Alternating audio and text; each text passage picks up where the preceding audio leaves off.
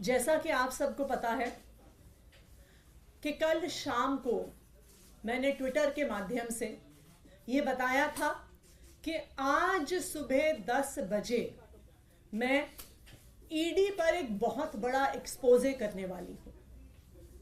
इस एक्सपोजे को रोकने के लिए, आम आदमी पार्टी को डराने के लिए, आम आदमी पार्टी को चुप कराने के लिए आज सुबह 7 बजे से ही आम आदमी पार्टी से जुड़े हुए लोगों के घर पर, आम आदमी पार्टी के नेताओं के घर पर ईडी की रेड शुरू हो गई है।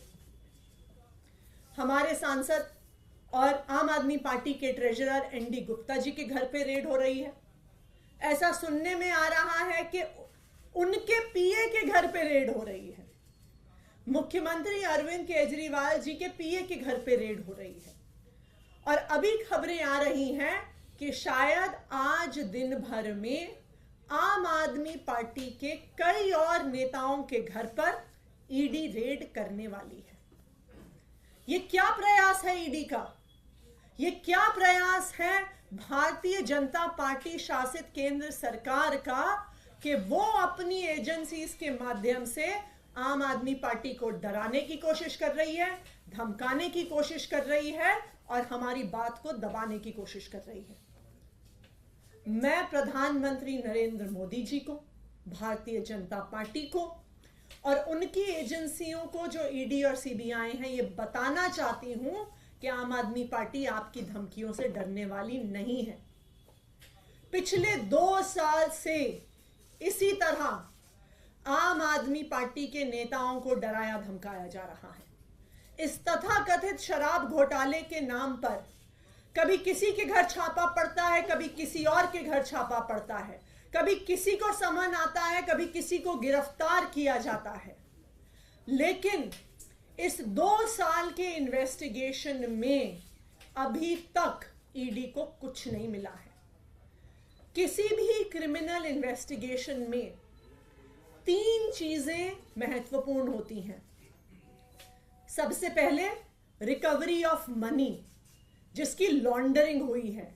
ED prevention of money laundering act के तहत केस करता है तो सबसे पहली और सबसे जरूरी चीज है कि ईडी को रिकवरी ऑफ मनी करनी पड़ेगी। लेकिन 2 साल में सैकड़ों रेड के बाद भी 1 रुपए की भी रिकवरी ईडी नहीं कर पाई। किसी भी केस में दूसरी महत्वपूर्ण चीज होती है सबूत। लेकिन 2 साल के बाद भी कोई भी पुख्ता सबूत ईडी को नहीं मिला है और ये कोर्ट ने भी बार बार पूछा है कि सबूत सामने रखिए। किसी भी केस में तीसरी महत्वपूर्ण चीजें होती हैं स्टेटमेंट्स, यानी कि गवाही। ईडी का जो सारा केस है वो सिर्फ और सिर्फ गवाही पर और कई गवाहों को, कई अक्यूज्ड को सरकारी गवाह बनाकर और उन्होंने जो स्टेटमेंट्स दी हैं उसके आधार पर बना हुआ है। और आज जो मैं खुलासा करने जा रही हूं वो आपको यह दिखा देगा कि ये सारी स्टेटमेंट्स फर्जी हैं, कि ईडी ने सारी स्टेटमेंट्स में फर्जीवाड़ा किया हुआ है। जैसा कि आपको पता है कि जब कई ऐसी स्टेटमेंट्स किसी अक्यूज से, किसी सरकारी गवाह से, किसी विटनेस से ली गई, उसके बाद कई विटनेस सामने आए और उन्होंने ये कहा कि उनसे स्टेटमेंट दबाव पूर्वक डलवाया गया, लिखवाया गया। एक विटनेस ने कहा कि उन्होंने, ईडी वालों ने इतनी जोर की थप्पड़ मारा कान पे कि कान की पट्टी फट गई। इस वजह से, इस दबाव में उन्होंने स्टेटमेंट दिया। एक विटनेस ने कहा कि उनको यह कहा गया कि अगर आप नेताओं के खिलाफ बयान नहीं दिया तो हम देखेंगे कि तुम्हारी बेटी कॉलेज कैसे जाती है। एक और विटनेस को डराया गया, उसको कहा कि तेरी बीवी को अरेस्ट कर लेंगे, तेरी बीवी को जेल के अंदर डाल लेंगे अगर तुमने आम आदमी पार्टी के नेताओं के खिलाफ स्टेटमेंट नहीं दिया। तो बार बार अलग अलग लोगों को डरा के धमका के गलत स्टेटमेंट साइन कराए गए। अब कैसे पता चलेगा कि जो स्टेटमेंट ईडी ने कोर्ट में सबमिट करी है क्या वो सही थी स्टेटमेंट? क्या गवाह ने कुछ और कहा था? क्या वो डरा धमका के ली गई है? इस देश में पुलिस के द्वारा, इन्वेस्टिगेटिंग एजेंसीज के द्वारा इस प्रकार का डराना धमकाना रोकने के लिए 2020 में सुप्रीम कोर्ट ने एक ऑर्डर दिया था। ये एक बहुत फेमस ऑर्डर है, Paramvir Singh Saini versus Baljit Singh and others. 2020 का सुप्रीम कोर्ट का ये ऑर्डर है और इस ऑर्डर के तहत किसी भी इन्वेस्टिगेटिंग एजेंसी को अपनी इंटेरोगेशन सीसीटीवी कैमरा की निगरानी में करनी होती है। इस जजमेंट के तहत यह बहुत स्पष्ट तौर से लिखा है कि यह जजमेंट ईडी पर भी लागू होता है। ना सिर्फ इतना, इस ऑर्डर में यह भी साफ तौर पर लिखा है कि सीसीटीवी कैमरा की फुटेज सिर्फ वीडियो फुटेज नहीं हो सकती है। इसमें लिखा है CCTV cameras that have to be installed must necessarily consist of audio as well as video footage. यह सुप्रीम कोर्ट का आदेश है। क्यों? क्योंकि अगर ऑडियो और वीडियो फुटेज नहीं होगी तो यह सबूत नहीं बचेगा कि क्या किसी विटनेस को डराया गया, क्या किसी विटनेस को धमकाया गया। जो विटनेस ने बोला और जो कागज में लिखा गया, क्या वो एक ही चीज है या वो अलग अलग चीज है। इसीलिए सुप्रीम कोर्ट ने यह आदेश दिया। इसी आदेश को रीआइटरेट किया सीबीआई के स्पेशल कोर्ट में एक्साइज पॉलिसी मैटर में ही जस्टिस एम.के. नागपाल ने, और यह किया उन्होंने 19 जुलाई को, जब एक अक्यूज्ड ने ईडी की सीसीटीवी की फुटेज मांगी। तो इसी सुप्रीम कोर्ट के ऑर्डर का हवाला देते हुए एम.के. नागपाल जी ने कहा कि यह हर विटनेस का, हर अक्यूज्ड का अधिकार है कि उन्हें सीसीटीवी फुटेज मिले with audio and with video. अब आप सुनिए, अब मैं आपको एक ऐसा फैक्ट बताने वाली हूं जिससे आपके रोंगटे खड़े हो जाएंगे। जब एक अक्यूज्ड ने कुछ दिन पहले कोर्ट में एप्लीकेशन डाली और कहा कि मुझे सीसीटीवी फुटेज चाहिए, तो क्या हुआ? उन्होंने एप्लीकेशन क्यों डाली? क्योंकि उनका, जो ये अक्यूज्ड थे, एक सरकारी गवाह से ईडी में आमना सामना करवाया गया। उस आमने सामने में सवाल जवाब हुए, स्टेटमेंट्स दी गई, अक्यूज्ड द्वारा दी गई, सरकारी गवाह द्वारा दी गई। इस पूरी प्रक्रिया में उस कमरे में एक सीसीटीवी कैमरा लगा हुआ था।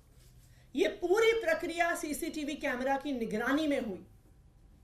लेकिन जब वो स्टेटमेंट कोर्ट में जमा कराई गई तो अक्यूज्ड ने देखा कि जो बात कमरे के अंदर हुई थी और जो बात कागज पर आई है वो दोनों अलग अलग हैं।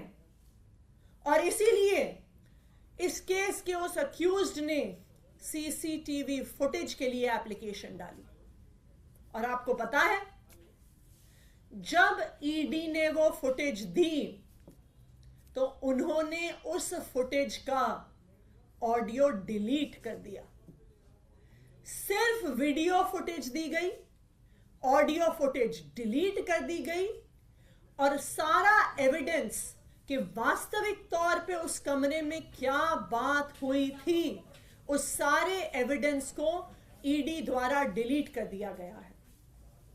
और ना सिर्फ उस एक मैटर में, आम आदमी पार्टी के पास विश्वसनीय सूत्रों से यह खबर है कि जब से ये एक्साइज पॉलिसी का इन्वेस्टिगेशन शुरू हुआ है, पिछले 1.5 साल की सारी इंटेरोगेशन, सारे सवाल जवाब जो हुए हैं ईडी में, सबकी ऑडियो फुटेज को डिलीट कर दिया गया है इन्फोर्समेंट डायरेक्टोरेट द्वारा, ईडी द्वारा। ये क्या दिखाता है कि जो एक तो रिकवरी नहीं हुई, सबूत नहीं मिला, और जो स्टेटमेंट्स थी, जो एकमात्र आधार थी ईडी के केस का, वो सारी स्टेटमेंट्स भी फर्जी हैं। क्योंकि अगर स्टेटमेंट फर्जी नहीं होती तो आपको ऑडियो डिलीट करने की क्या जरूरत थी। तो आज देश के सामने ये बात आ गई है कि यहां पे घोटाले की जांच नहीं हो रही है, ईडी की इस जांच में ही घोटाला है। आज मैं ईडी से पूछना चाहती हूं, मेरा पहला सवाल ईडी से, कि ये ऑडियो रिकॉर्डिंग्स डिलीट करके ईडी किसको बचाना चाहती है? ईडी क्या छुपाना चाहती है जिसकी वजह से उन्होंने पिछले 1.5 साल की सारी ऑडियो रिकॉर्डिंग्स डिलीट कर दी हैं? मेरा ईडी से दूसरा सवाल कि आप देश के सामने, आप कोर्ट के सामने पूरी डिटेल्स रखिए कि पिछले 1.5 साल में आपने जितनी इंटेरोगेशन करी है, जितने सवाल जवाब करे हैं, उनमें से कितनी इंटेरोगेशन और सवाल जवाब के ऑडियो आपके पास आज मौजूद हैं। अगर ईडी ऑडियो रिकॉर्डिंग्स कोर्ट के सामने, देश के सामने नहीं रख पाती है, तो इस इन्वेस्टिगेशन का सारा दूध का दूध, पानी का पानी हो गया कि ना पैसे की रिकवरी, ना सबूत, और ना ही स्टेटमेंट्स का कोई भी सबूत कि वास्तविक तौर पे विटनेसेस ने क्या कहा है। तो आज मैं ईडी को चैलेंज कर रही हूं, और इसी चैलेंज को हमने कोर्ट में भी रखा है सामने। हमने कल सीबीआई के और ईडी के स्पेशल कोर्ट में राउज एवेन्यू में एप्लीकेशन फाइल करी है, और हमने सारी की सारी वीडियो रिकॉर्डिंग्स और ऑडियो रिकॉर्डिंग्स की डिमांड करी है। और मैं ईडी को चैलेंज कर रही हूं कि ये ऑडियो रिकॉर्डिंग्स देश के सामने रखें। Thank you. मैम, तो आप ये कहना चाहते हैं कि कल आपने इसकी शिकायत की, कोर्ट के सामने अपनी बात रखी है, तो यही वजह है कि आज छापे हो गए?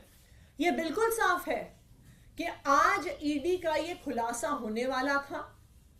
इस खुलासे को लेकर कल शाम से ही ईडी वाले डरे हुए थे। वो अलग अलग जगह फोन करके पूछ रहे थे कि किस चीज पर खुलासा है, किस चीज पर खुलासा है।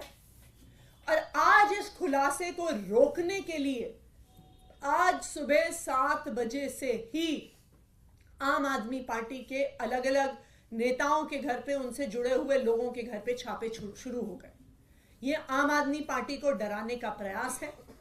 वरना आप ये तो छोड़िए कि आम आदमी पार्टी के ट्रेजरर के घर पे रेड हो रही है, उनके पीए के घर पे रेड हो रही है, मुख्यमंत्री के पीए के घर पे रेड हो रही है।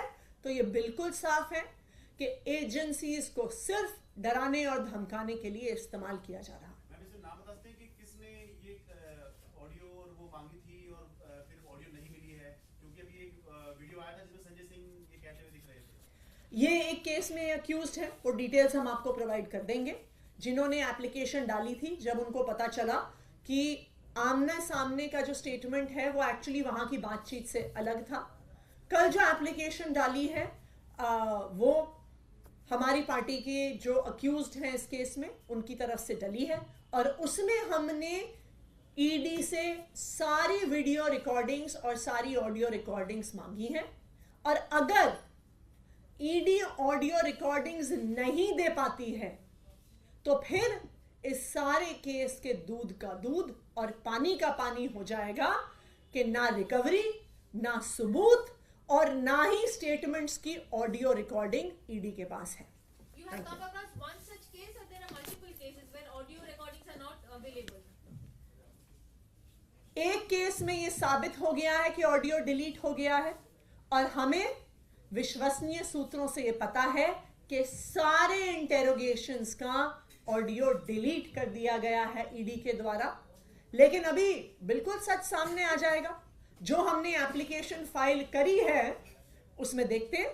अगर ईडी ऑडियो नहीं दे पाती है तो ये बिल्कुल साफ है कि स्टेटमेंट्स का भी उनके पास कोई आधार नहीं। Thank you.